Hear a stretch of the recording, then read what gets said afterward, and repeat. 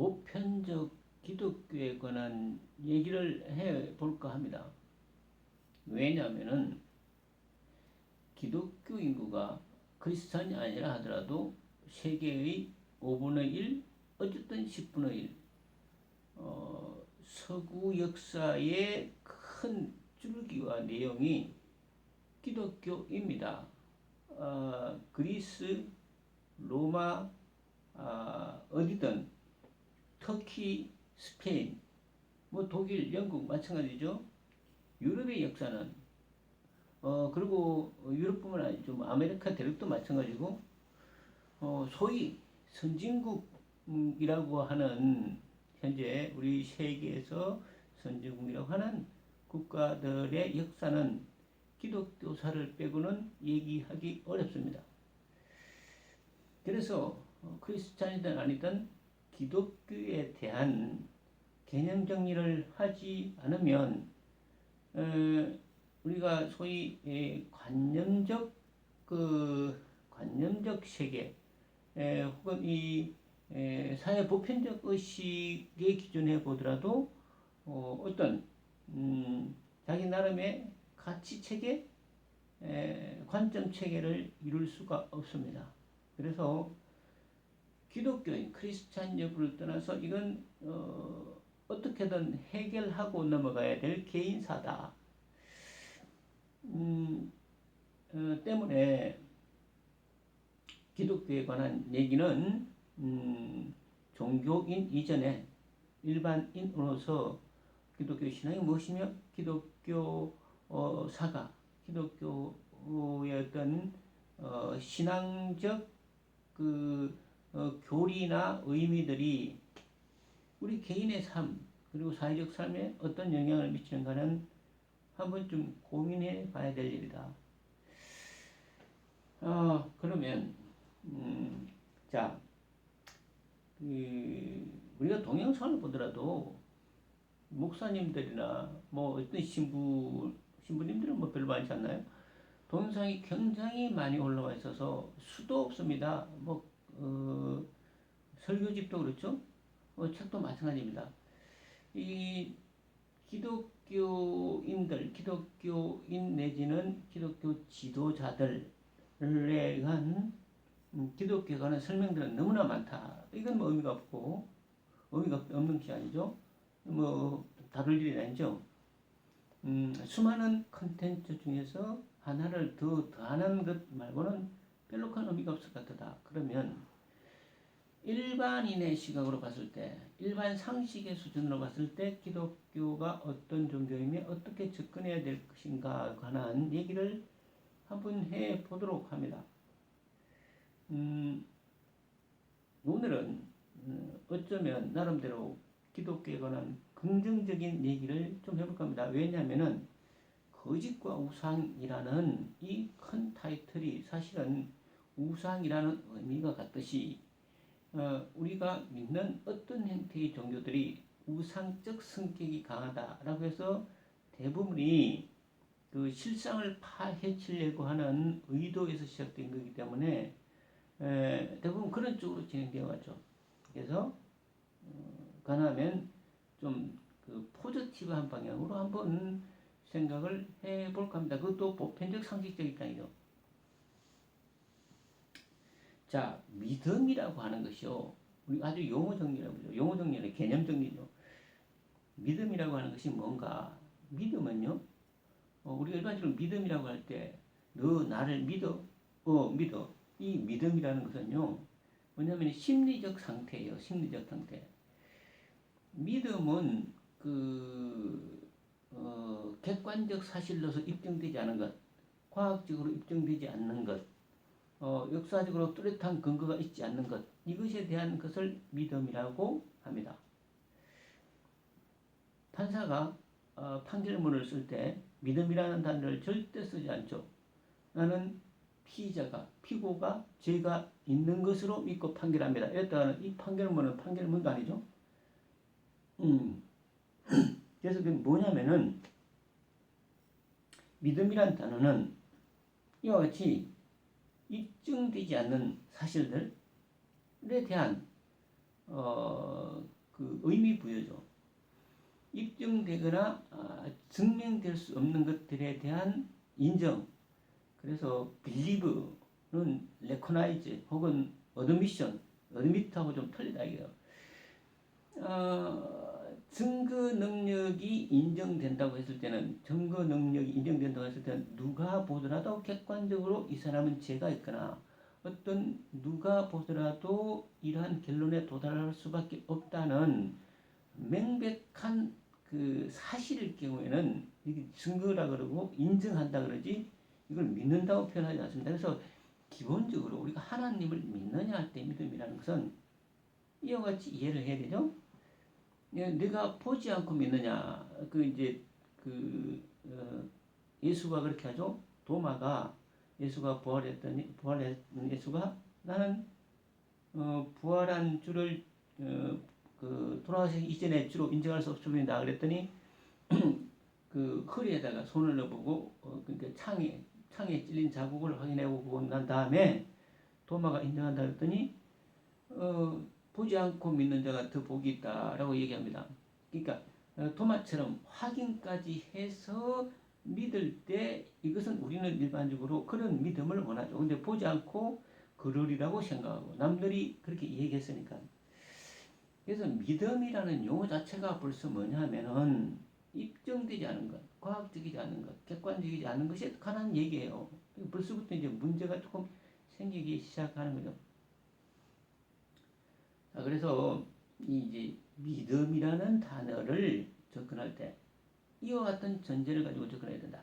그러면 하나님을 인정하고 하나님에 대한 믿음을 가질 때 우리가 아까도 말했듯이 보편적 입장에서 이제 접근한다고 그랬죠. 기독교인이라 하면요. 태초에 하나님이 천지를 창조하시느니라부터 믿습니다.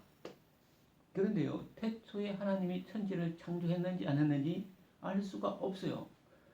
하나님이 천지를 창조하시는 것을 누군가 사진으로 찍고 기록하고 영상으로 남겼으면 이거 같이 믿음이 아니죠. 그냥 어드미션 하면 되죠. 인정하면 됩니다.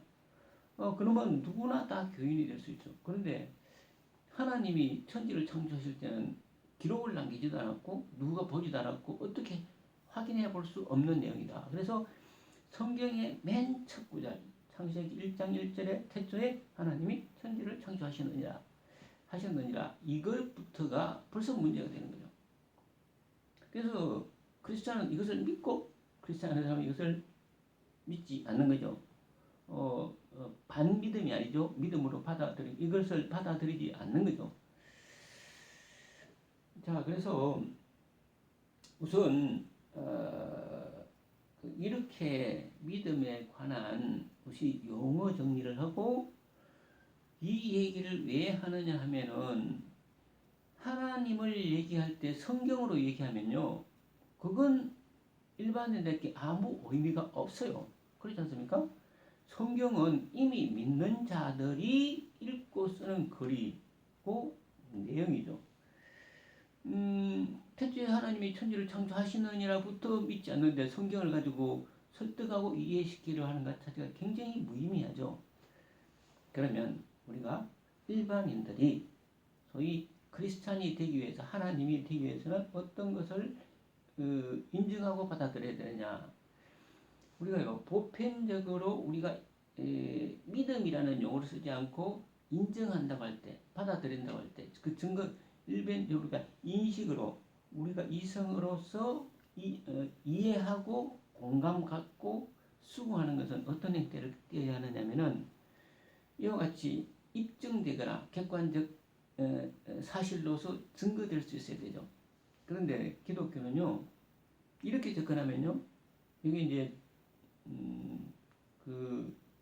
초기 기독교에서 나왔던 하나의 유행어로서 이단시합니다. 이런 유행의 믿음에 관한 시도들이 많이 있었죠. 객관적으로 입증된 사실만 믿겠다. 객관적으로 입증된 사실만 믿겠다고 하는 것이 이단이라고 하면 곤란하죠. 왜냐하면 사람들의 인식 구조는 객관적으로 입증되거나 확인될 수 있는 것을 사실 받아들이는 쪽으로 사람은 뇌가 구조화되어 있기 때문에 그것을 이단이라고 말하면 곤란하다. 그런데 믿음은 이게 기본적으로 여기에 서지가 않죠. 이런 데서부터 이제 문제가 발생이 되기 시작하는 겁니다. 자, 그러면 우리가 일반적으로 믿는다고 할 때, 자, 객관적으로 입증되는 것들, 확인되는 것들, 경험으로 확인되는 것들, 이제 경험주의가 나오는 건데, 인식과 경험의 차이죠. 실제로 경험하는 것과 아니면 추상적으로 인식하는 것과의 차이인데, 추상적으로 인식하는 것들은 다 나름대로 추상적으로 달리 인식할 수 있기 때문에 이것은 각자가 다르게 나타나고 인정할 수 있는 내용이지만, 객관적 사실로 경험하거나 입증하는 것들은 아니죠. 공통적이죠. 그래서 우리가 어떤 것들을 확인되지 않는 것을 믿는 것이 아니라 얻음시죠. 받아들이기 위해서 어떻게 해야 되느냐. 지금 현재 내가 경험하거나 경험할 수 있거나 한 가지는 경험하면 당연히 받아들일 수밖에 없죠. 경험할 수 있거나 그 다음에 두 번째로 서류상으로 입증돼야 되죠.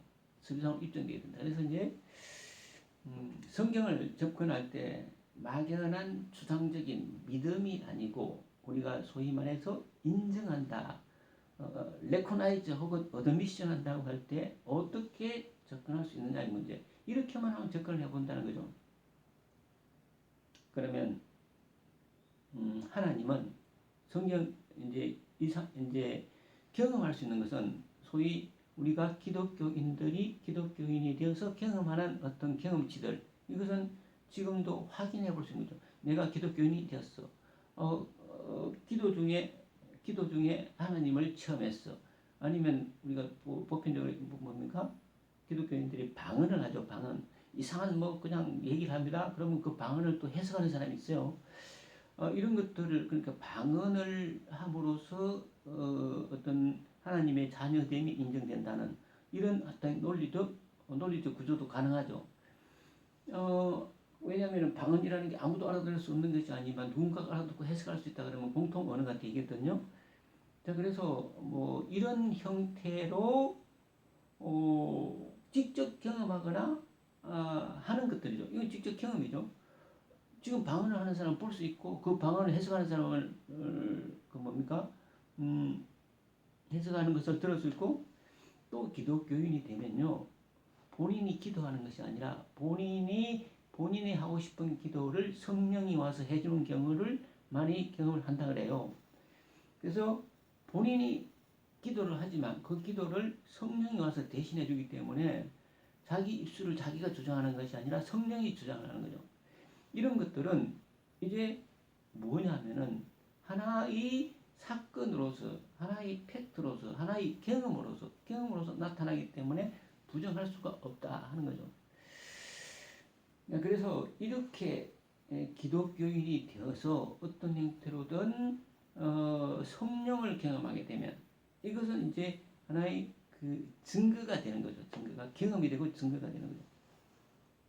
이렇게 이제 기독교는 접근을 할 수가 있는데, 자, 경험을 하고 어떤 형태로든 경험을 했다. 그러면 이게 내가 기도하고 싶은 내용이 아니라 성령이 대신 기도를 했다. 이 성령이라는 것은 성스러운 영혼이라고 말하기 때문에 좋다는 겁니다. 좋아요. 그러면 성령의 존재를 인정할 수밖에 없죠. 개인적으로 경험을 했으면. 그런데 과연 이 성령이라는 것이 나를 위해서 기도해주는 보혜사 성령이죠. 보혜사 성령. 남을 위해서 이제 빌어주는 보혜사, 도와주는 거죠. 도움이죠. 도우미가 있으니까 어떻게 하나님이 나를 이렇게 사랑하사 내 삶을 도와주려고 내 대신 성령을 보내서 나를 위해서 기도까지 해주신다면 이 은혜에 감복할 수밖에 없죠. 사람 당연하죠. 그런데 보혜사 성령 내지는 이 어떤 선한 영혼이 와서 나를 위해서 기도해 주는 것이 그닥 바람직하지 않은 것으로 볼 수 있습니다. 하나님의 은혜가 내게 임했기 때문에 바람직하기도 하지만 이렇게 되면요, 내 자신의 주관적 자아가 사실은 사라지는 거거든요. 성령이라는 성스러운 영이 나를 위해서 도와주기도 하지만 주관적 자아가 사라졌어요. 이렇게 되면 자칫 자칫 자아를 상실할 우려가 좀 있다. 아무리 성령이라 하더라도 나중에 성스러운 영이 나를 주관하게 하면 나중에 성령인지 아닌지 구분을 내가 할 수 없기 때문에, 그래서요 선임들도 고성들은요 그 이상한 소위 말하는 이게 영혼의 사이코틱한 것으로 잘 안 갑니다. 이성을 놓지 않으려고 하죠. 가능하면 이성을 붙들고 이성적으로 행동해서 이성적으로 말하려고 하는 거죠. 어쨌든 이것도 하나님이 하나의 증거다. 두 번째 하나님의 증거는 뭐냐? 기독교에 관한 얘기를 하려면요 너무 길어져서 다 할 수도 없지만, 또 이게 우리가 이제 다큐멘트, 이게 서적을 통해서 해야 되지 않습니까? 서적을 통해서. 사실 기독교의 교리를 일반 상식으로 접근할 때 수많은 의문을 가질 수밖에 없죠. 하나님이 이 세상을 주관한다면 이 세상에 왜 이토록 범죄자가 많고 다양한 문제들이 일어나는 것을 보고 있을까? 특히 유대인들이 교인이 아닌, 유대인들이 크리스찬이 아니라는 것은 어떤 설명을 들어도 이해할 수가 없습니다. 유대인들은요 구약의 주인이었고 이들이 하나님으로 오신 예수를 인정하지 않아 버렸죠. 이들이 인정하지 않으면, 역으로 생각하면 유대인들은요 어찌 보면 그 예수가 하나님의 자녀라면 하나님으로부터 버림받은 백성이 되어버렸어요. 구약에서 그렇게 사랑과 은혜로 단련시켰던 유대인들을 예수가 하나님의 자녀라면 이 자녀들은 지금은 버려버린 자녀가 됐죠. 이해할 수가 없습니다. 그러면 구약을 믿든 신약을 믿든 하나만 믿어야 된다는 결론에 도달하게 돼요. 이 굉장히 상식입니다. 그냥 보편적으로 생각하면 그래요. 이런 의문들을 나름대로 소화할 수가 없어요. 자, 홍해가 이집트 군대가 쫓아오니까 유태인들이 이제 이게 도주하다가 홍해가 가로막으니까 모세가 지팡이로 홍해를 가르니까 홍해가 이제 갈라졌죠. 이제 유대인들이 말하자면 홍해를 건너갔습니다. 이집트 따라오는 군대들은 이제 수몰되었죠. 영화라도 나오지만 이게 사실이고 팩트면요 이집트 역사에 크게 나와야 되는데, 이집트 역사에 나와야 되는데 이집트의 역사에 그런 것들이 기록되었다는 것을 들어본 적이 없습니다. 이집트는 굉장히 문물이 발달했던 나라잖아요. 그 당시에는. 왜 그랬을까요? 자기들의 수치고 치욕이라서 기록 안 했을까요? 이런 식으로 다큐멘터리로 접근하면 한이 없어요. 그런데 이제 나름 오늘은 우리가 신앙인의 입장으로서 신앙을 검증하는 입장으로 얘기한다고 했으니까 다큐멘터리적인 입장에서 접근한다면 어떤 것이 있느냐면은 이사야서의 진실성과 그 다음에 12사도들의 순교, 이것은 객관적으로 우리가 그 다음에 이제 사도 바울의 편지, 이런 것들은 다 객관적인, 바울의 편지도 다큐멘터죠. 사실이었고, 그 다음에 뭡니까 이게 그 12사도의 순교도 사실이었고, 이런 것들은 예수가 허무하게 돌아가셔버리고 난 이후에 다 뿔이 흩어졌는데 다시 내가 천국으로 가면 내 대신에 보혜사 성령을 보낸다 그랬더니 결국은 마가의 다락방에 성령이 임해서 다시 그 흩어졌던 제자들이 모여서 다 순교를 하게 되죠. 이것을 설명할 수가 없어요. 그 다음에 이사야서는 예수가 오시기 이전 한 500년, 600년 전에 쓰였던 책인데 그 책에 보면 예수가 오실 것에 대한 기록들이 그대로 적혀 있죠. 이런 것들이 실현되는 것들을 봅니다. 그런데 이래도 끝없이 갖는 질문은, 그렇다면 왜 유대인들이 예수를 믿지 않느냐는 거죠. 이사야서의 내용이 실현되지 않습니까? 와서 기적을 행하고 죽었고 3일 만에 부활했고 이런 기록들이 사실이라면, 그런데 어쨌든 자, 예수에 관한 기록은 그 마태, 마가, 누가복음이 있고 요한복음이 있죠. 이게 이제 마태, 마가, 누가복음을 공간복음이라 해서 그 같은 관점으로 본다는 거죠. 근데 이 복음들이 예수 사후 50에서 100년 사이에 적혀집니다. 사실 우리가 5일 전에 일어났던 일, 5년 전에 일어났던 일도 기록하려면 사실대로 기록했는데 50년 후에 기록한다는 게 참 얼마나 사실성을 반영할까의 문제죠. 그럼에도 불구하고 이 기록들이 그 사실성 여부를 떠나서 이 기록들이 나름대로 그 마태복음 같은 경우에는 마태는 예수의 12제자 중에 한 사람이다. 그래서 3년 동안 그 공사역을 따라다녔던 사람이 적었던 기록이기 때문에 이렇게 추정해 볼 수는 있어요. 한 20세 정도에 따라다녔다 치더라도 50년에 적었으면 70이나 80에 적었는데 참 이때는 숨이 그렇게 됐는지도 좀 궁금하기도 하고 여러 가지 문제가 좀 있긴 하죠. 그럼에도 불구하고 직접 예수를 경험했던 사람이나 혹은 전해 들었던 사람들이 적었던 기록들이 신약 중에서 가장 중요한 마태, 마가, 누가복음이라는 거죠. 나머지 두 분은 의사이기도 하고 뭡니까 통역관이기도 하고 해서 전해 들은 얘기들이죠. 근데 우리가 객관적 사실로서 다큐멘터로 믿으려면 성경을 가지고 믿어야 되는데 이런 성경의 기록의 사실성 여부가 사실은 많은 의문을 갖게 하는 것은 분명해요. 분명합니다. 지난번에 얘기했듯이 그 요한복음에 보면 태초에 말씀이 계시느니라 이 말씀이 하나님과 같이 하셨으니 이 말씀이 곧 하나님이다 라는 말이 나오는데 태초에 말씀이 계셨느니라는 이 말씀이 그 로고스거든요. 로고스. 이게 이론의 이 동양의 입법이고 동양의 입법이 서양에서 하나님 오셨다는 이런 내용들은 내용 그대로를 받아들인다면 동양에서 그토록 찾아 헤맸던 우주 창조와 운행의 원리, 근본 원리인 입법이 로고스가 서양에서는 하나님으로 오셨다는 얘기가 되고 이 로고스라는 의미는 저번에 봤듯이 스토아 철학, 그 이전에 동양이 아니고 서양에서도 그리스에서 스토아 철학으로서 그 우주 운행의 근본적인 원리를 그 하나의 로고스로 받아들였거든요. 이 로고스가 육신을 입고 뭔가 이 세상에 오신 거죠.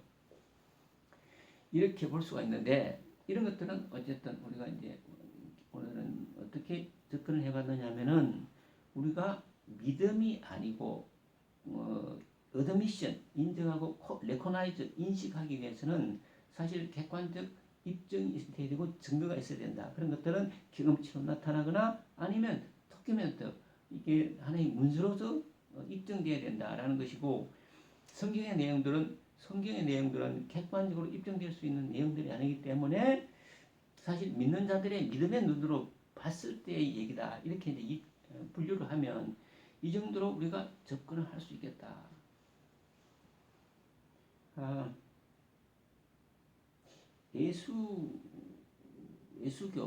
예수란 분을 간과할 수는 없습니다. 우리 주변에 예수를 믿는 분들도 많고 아까도 말씀드렸듯이 서양의 역사는 대부분 예수의 역사, 예수 이후의 역사입니다. 예수를 믿는 사람들의 역사이죠. 그래서 간과할 수 없고 그들이 지금 나름 선진국 반열에 올라와 있는 민족 국가들이죠. 그런데 그래서 이 예수에 관한 예수교에 관한 이 내용들은 간과하거나 무시하거나 할 수 없다. 그렇다고 무턱대고 받아들이고 인정하기 위해서는 흠이 너무 많아요. 우리가 인정할 수 없는 내용들이 너무 많기 때문에 어떻게든 해결을 해야 되겠는데 사람으로서 이 사회를 살아가면서 큰 중심적 가치 구조인 예수교, 그리스도교를 어떻게든 인식을 해야 되고 받아들여야 되는데 보편적 상식적 입장에서는 이렇게 받아들일 수가 있다라는 겁니다. 그래서